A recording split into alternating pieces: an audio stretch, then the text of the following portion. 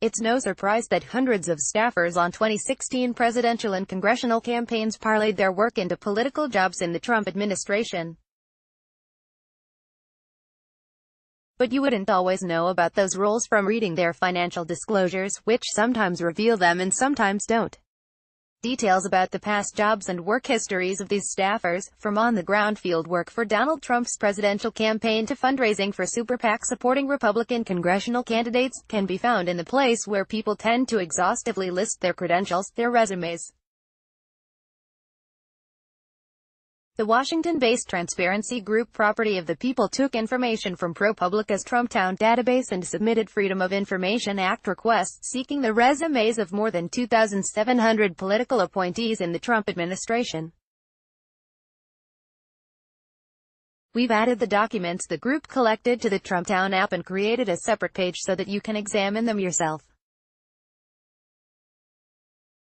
We'll update the page as we get more.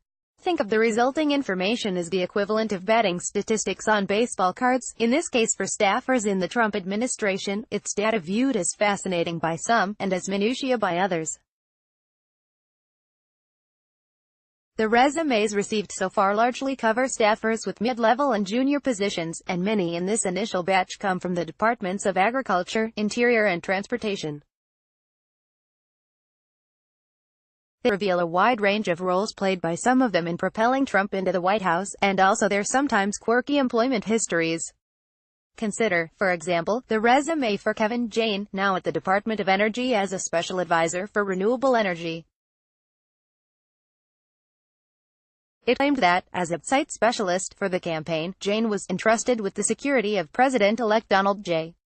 Trump and the Trump family, and others, as well as managing the flight manifest for Trump's plane and making sure members of the media were secured in assigned area to provide best possible coverage. Jayne's CV also indicates that he is a former Chicago area utility worker and bouncer. Jason Funes, a special assistant in the Department of the Interior, wrote in his resume that he worked for the Trump campaign in South Florida, targeting Hispanic voters. The document also indicates that he worked as a sales representative for a motorized scooter company in South Florida. And David Matthews, now a confidential assistant at the Farm Service Agency, oversaw the campaign in 32 pivotal counties in western Pennsylvania. According to his resume, he used to be a legal receptionist and once sold his own line of custom-scented candles in Alabama. Jayne, Funes and Matthews did not respond to requests for comment. Does knowing that one staffer used to make scented candles provide any valuable insight into the Trump administration? Perhaps not.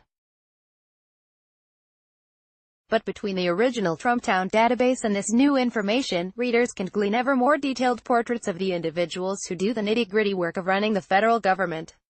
Do you know something about one of the Trump administration staffers in Trumptown?